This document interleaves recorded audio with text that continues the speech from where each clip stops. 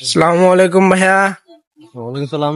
জি ভালো আছেন ভাইয়া? আলহামদুলিল্লাহ ভালো আছি। জি ভাই, আপনি কোন সেশন? আমি 18 সেশন। আচ্ছা, এবার সমাবর্তনে অংশ নিচ্ছেন তাই না? সর্বশেষ ব্যাচ যারা কিনা আচ্ছা হ্যাঁ, সদ্য সমাবর্তন পাওয়া আপনার ব্যাচ স্টুডেন্ট। তো ভাই আপনার অনুভূতিটা কেমন? অনুভূতি করতে করতে ভার্সিটি সমাবর্তন একটা আবেগের জায়গা। আচ্ছা। সবাই সমাবর্তন একটা অপেক্ষা থাকে। জি, জি, জি। আমি আসলে ভাগ্যবান, কারণ অল্প সময় আমি সমাবর্তনটা পেয়ে গেছি। জি, আসলে দেখা যায় আমরা দেখতেছি 11-12 সেশনও আছে, তার আগের সেশনও আছে। 9 সেশন আছে। তো সেক্ষেত্রে আপনার বলা যে সদ্য গ্রাজুয়েট হয়, তো আপনাদের অনুভূতিটা একটু অন্যরকম লেভেলের।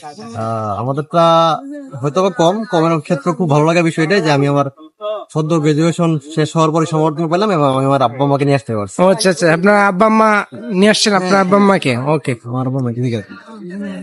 আসসালামু আলাইকুম। যে আপনার ছেলে গ্রাজুয়েট হয়েছে সদ্য, আপনার কাছে কেমন লাগতেছে এই অনুষ্ঠানে এসে? লাগতেছে এবং খুবই গর্বিত সালে গ্রাজুয়েট হয়েছে। জি জি, এই ধরনের আমি সবাদের কাছে কৃতজ্ঞ, আমার যারা শিক্ষক আছে তাদের কাছে আমি কৃতজ্ঞ। আচ্ছা জি, আমি একটু আন্টির কাছে যাই। আসসালামু আলাইকুম। তো আপনি আপনার দেখা আপনার চোখের সামনে দেখতে পাচ্ছেন যে আপনার সন্তান গাউন পরে আছে, এটা আপনার কাছে অবশ্যই একটা ভালো লাগার বিষয়। তো এই পর্যায়ে তো আসলে এমনি এমনিতেই আসা হয় না, একটা ত্যাগ তিতিক্ষা কষ্ট ভালোবাসা সব মিলেই। তো সেটা একটু আমাদের বলবেন। আমি খুবই গর্বিত, খুবই আনন্দিত।